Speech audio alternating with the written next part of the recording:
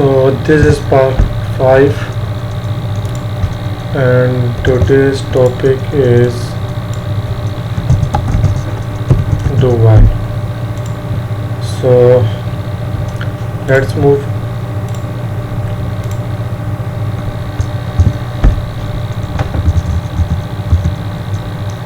So this is do while. So it is similar to a while statement except that it tests the condition at the end of the loop body.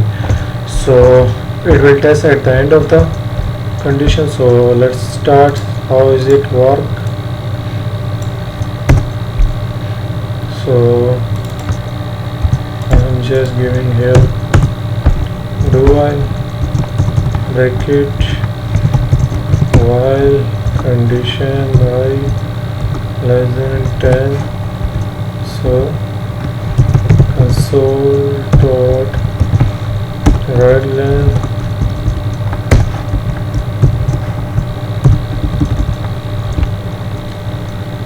so value is